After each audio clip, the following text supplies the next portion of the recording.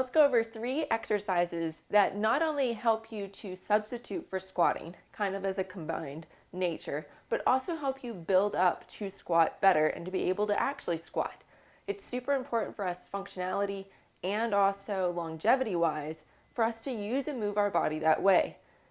I'm also going to be going over why these exercises actually help you to build up your squat. I'm going to go over what the muscles you're using and how they're loading your joints in different ways. So let's pop into it. The first exercise we're going to go over is a wall sit. And you're like, this just puts more pressure on my knees. This is why I don't squat. Well, as we think about our wall squat, it is where your feet are on the ground, your knees are loaded, your quads are loaded, and your back is against the wall. You may think of the typical squat on a wall or the wall sit as where you are 90 degrees with your knees. Well, let's actually make this a little bit easier for you. So isometric wise, that's when we activate a muscle, but we're not actually moving through any zone. It's like whenever you're trying to show somebody your biceps and you're like, hey, look at this. Well, I'm not actually moving my elbow, but I'm contracting and using my bicep. The same thing goes for the wall sit, is that you can load your quad in different ranges of motion that are more pain-free for you, especially if you have knee pain. Because one of the things that we talk about with knee pain is that we need to increase our quad strength. We also have to increase our glutes and our core and our hamstrings. Those are part of the whole puzzle with it. But part of it is that we need to load our quad in a functional way that strengthens it and also convinces our brain that it's okay. Because when we activate our quad and it hurts, that turns signals to our brain that says, whoa, whoa, whoa, let's not do that. We need to make sure that we are activating this quad and it's actually pain-free so you can load it and your brain says, oh, I can contract my quad in a strong way and it doesn't hurt. That means I don't need to be protective of this muscle. I don't need to be protective of my knee and turning other muscles off and not activating them fully. I need to actually activate this all the way. I need to increase strength. And so if you've had knee pain for a while, part of your rehab that you need to be doing, part of your strength training, is that you need to increase your quad strength. And so the wall sit is a perfect part and component to your squat to work on, because squats are very quad-centric. They're very quad-centric, in fact, that it's one of the main muscles that gets used whenever you are doing a squat. So we need to strengthen it. Start whenever you are at a bigger knee angle, so about 120 degrees of knee flexion, and that's where you start your wall sit. Then, as that gets easier, you can move your butt down the wall, and that'll actually load your quads a little bit more and make it where you are going more into your squat, but you're on a wall sit. Hold this 30 seconds, up to a minute, maybe even longer. You can also put weights on your actual thigh, and that'll load it even more in those different ranges of motion. The key is that we want to go all the way down to 90 degrees eventually, but this will be something that you work on over time.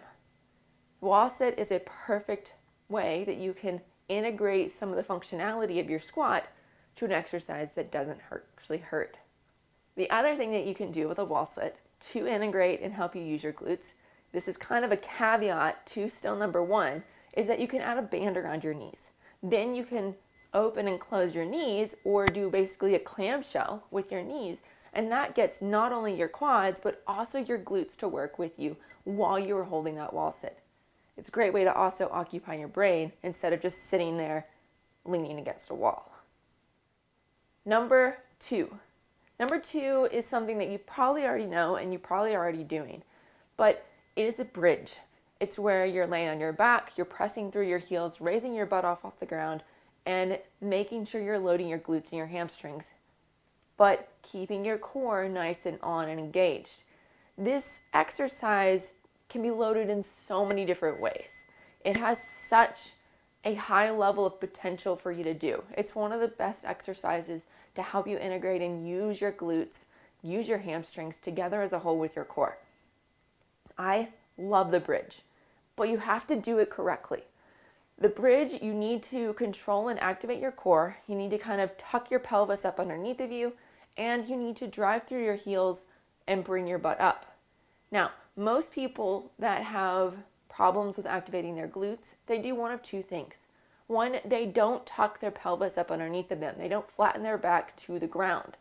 This makes them use more of their back, makes them extend their back instead of actually keeping it flat.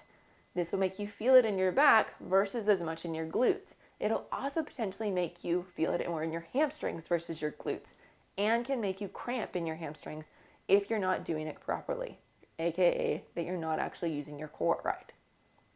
The other thing that people tend to do is that they tend to push their feet away from them. And this will make them use their quads versus actually their glutes, because they're pressing versus pushing down, or almost pulling down their legs, their heels into the ground. This pushing makes you almost push your body, your feet away from your shoulders, and almost elongates you. This will make your quads work more and can actually load your knees and feel different. We want you to use your glutes, we want you to use your core with this, and a little bit of hamstrings. The farther your feet are away from your actual butt, the more hamstrings you'll work, because it puts a longer lever on that joint, your knee, to where your hamstrings have to work. Otherwise, then it just stays on your hips, and that becomes that hip thrust that we know so well, or that bridge. Another thing that I really like about the bridge is that you can make it one-sided. Doing a cross-leg bridge is one of my favorite ways to help you integrate, because usually if you have difficulty with a squat, then you are having difficulty with one side or the other side limb-wise.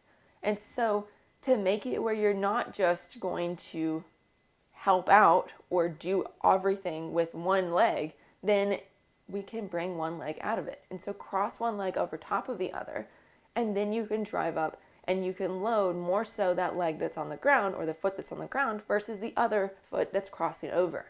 Do this on one side versus the other. You can also do a single leg bridge if you want to make it even more of a challenge. As I said, the bridge has so much potential to make it harder and to load it properly, so you can get your glutes and your hamstrings and your core working, that are very important for your squat. Number three is kind of similar to a squat. It's a sit to stand. And whenever I say sit to stand and a squat, you're like, that's the same movement.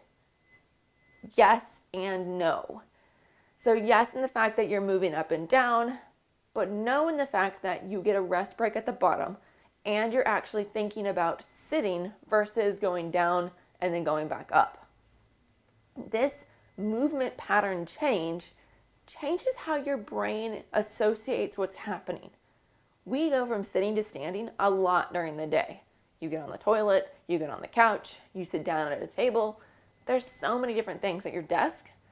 There's so many things. And you may or may not have knee pain every time that you do that. You may or may not have back pain every time you do that. You can actually achieve it. It's a functional activity that you already know how to do. But let's just actually make it into more of an exercise versus making it be just something that you functionally do. So with the sit to stand, what you're going to be doing, you're going to have a chair or something like that behind you, and you're going to just sit down on it, and you're going to stand back up. This helps you to give you a break at the bottom of the movement, where it is the most loaded or the hardest part of the movement for you. It also gives you that ability to think about that you can bring your chest a little bit more forward. You can start by bending your knees and your hips at the same time to drop it like it's hot. And also sorry, I was just thinking about it right when you watching this video, just dropping it like it's hot. So all of y'all moving downward and getting that rest break at the bottom will help you to convince your brain that you actually can achieve this movement. Now, as you do this sit to stand, you can change where you're actually sitting on too. You can start with a chair that's a little bit higher, and then you can move to the couch that's much lower for you. Again, you're relaxing, you're fully sitting whenever you're doing this sit to stand or stand to sit. And so at the bottom, you're relaxing. And then you start the movement back up again whenever you're ready and you've had that little bit of a rest break. as you progress through this, you'll eventually get where you can just slightly sit down and then you'll stand back up. And then you're going to get where you can just tap or just slightly feel it, like the fabric on your bottom or on your legs, and then you'll start to stand back up. Then you'll slowly step away from that object, that couch, that chair, and you'll start squatting to that chair, but it won't necessarily be right there. And you'll still have these same mechanics, you'll still have the same movement pattern.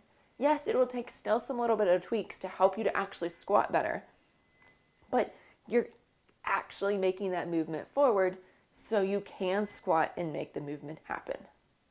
I hope this was super helpful for you in the fact that it gave you steps to not only train you to help squat, train you to help those muscles to make it happen, but also give you those keys and those kind of insights of why this stepwise progression can help you to actually go into squat. Let me know in the comments if you have found something else that you really love that helps you squat, and or if you'd like to see any other type of videos like this. Cheers, y'all.